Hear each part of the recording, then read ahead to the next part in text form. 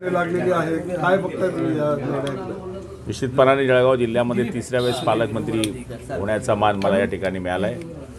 3 सरकारामध्ये निश्चितपणाने 3 वेळेस पालकमंत्रीपद हे जळगावमध्ये मिळणं फार दुर्मिळ मला मानावं लागेल, पण आपल्या सगळ्यांच्या सहकार्याने किंवा आदरणीय एकनाथ शिंदे साहेबांच्या आशीर्वादाने मला हे पद मिळालेलं आहे।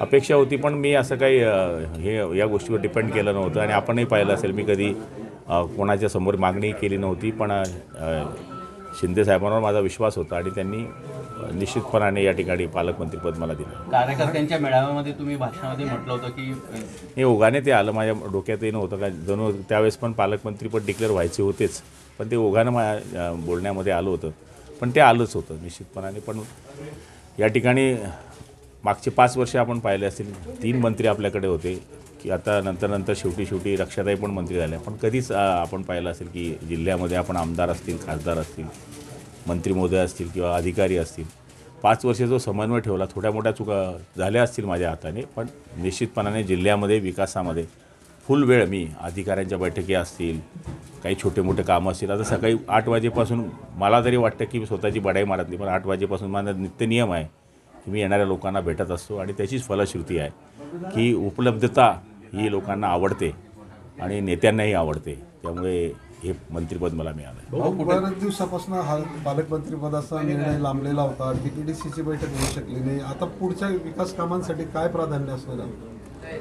आता या ठिकाणी आपल्याला माहिती आहे की योगायोगाने 3 मंत्री जर आपण पाहिले तर पाणी पुरवठा हे जरी माझं रिपीट खातं असलं तरी जलसंपदासारखं खातं आज जळगाव जिल्ह्याला मिळालेलं आहे, त्याचबरोबर वस्त्रोद्योग सारखं खातं मिळालं आहे, वरती केंद्रीय मंत्री रक्षाताई आहेत। आम्ही चौघं मिळून जळगावच्या जिल्ह्याकरता काहीतरी आखणी करून आता जे प्रकल्प आहे त्याच्यामध्ये नारपारचा सगळ्यात मोठा उल्लेख केला जातो, निमतापी प्रकल्पाचा उल्लेख केला जातो।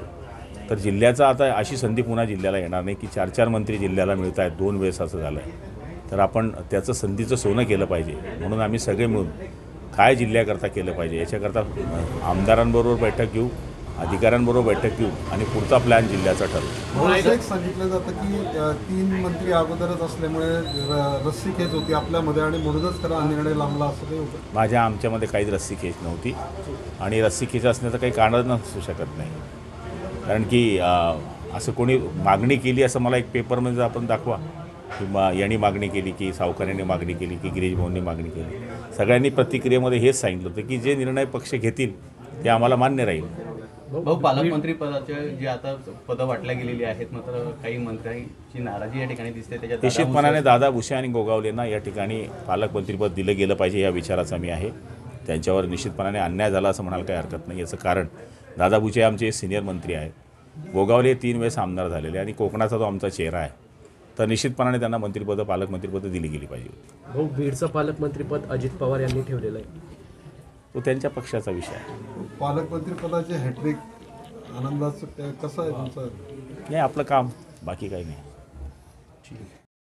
गांधी तीर्थ निसर्गाच्या सानिध्यात महात्मा गांधींच्या जीवनावरील जगातील पहिले मल्टीमीडिया म्युझियम आजच भेट द्या। गांधी तीर्थ, जैन हिल्स, जळगाव। अधिक माहितीसाठी www.gandhifoundation.net वर व्हिजिट करा।